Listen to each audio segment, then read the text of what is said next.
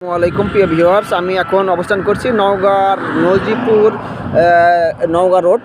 এটি নজিবপুর পৌর এলাকার শেষ সীমান্ত এলাকা, নজিবপুর ইউনিয়নের মধ্যে এলাকা। তো আসলে এই সীমান্তবর্তী আমাদের জেলার যে সাঁঝের বেলা দেখা যাচ্ছে লাইটে হেডলাইট জ্বলিয়ে গাড়ি চলাচল করতেছে। আর শীতের যে তাপমাত্রা, এইটার মধ্যে আমরা জেনে গেছি বাংলাদেশে আজকে নওগাঁ জেলাতে রেকর্ড পরিমাণ শীত আসলে বিরাজ করছে।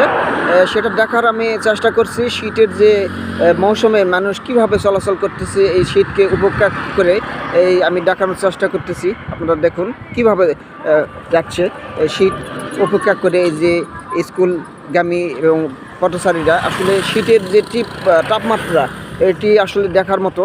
এই তাপমাত্রা চলতেছে এখন একবারে, মানে শীতে মানে কাকা হয়ে গেছে এখন কাবু। সেটাই আমি দেখানোর চেষ্টা করতেছি। এই সিএনজিগুলো যাচ্ছে যে পদ্মার ভিতরে মানুষ নিয়ে, সব কিছু মিলে যে শীতের যে আবহাওয়া, আসলে আপনারা না দেখলে বুঝবেন না যে শীতের যে এই শেষ সীমান্ত এলাকায় যে খালি ভ্যানে যাচ্ছে শীতের মধ্যে 6.7 তাপমাত্রা আজকে রেকর্ড হয়েছে নওগাঁ জেলাতে। এই একটি বিআরটিসি বাস যাচ্ছে রাজশাহী থেকে, সম্ভবত এটা যাচ্ছে নওগাঁ জয়পুরহাটের দিকে। তো যাই হোক, আসলে যে শীতের তাপমাত্রা বর্তমানে বিরাজ করছে, আসলে সেটা বাতাসের যে একটা গতি, এই যে বাতাসে গাছের পাতা ডাল নড়তেছে, আসলে সেটা আমি দেখানোর চেষ্টা করতেছি প্রিয় ভিউয়ার্স।